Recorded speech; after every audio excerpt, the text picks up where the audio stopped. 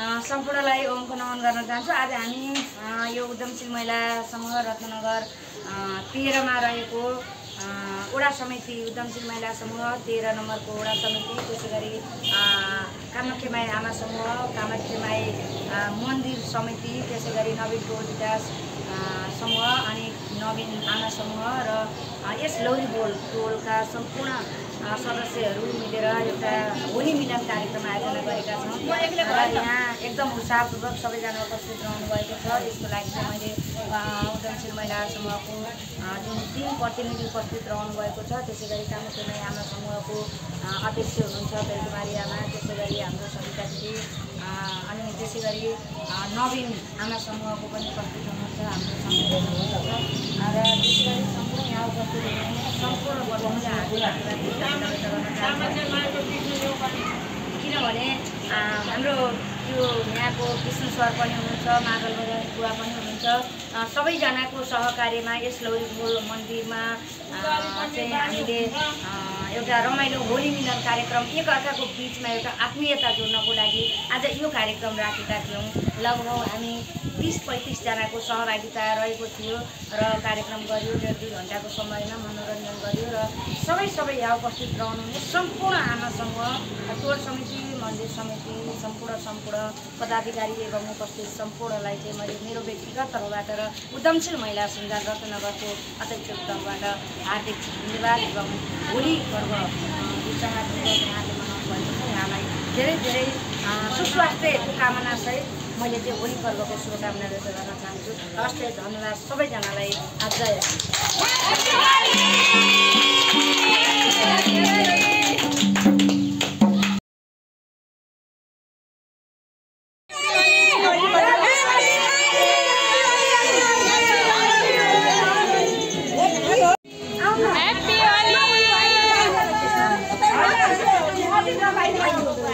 Madam happy Holi. हजुर happy Holi. महिला समूह, कामाख्या समूह, नवीन समूहका सम्पूर्ण लौरी बोलवासी सम्पूर्णलाई हैप्पी होली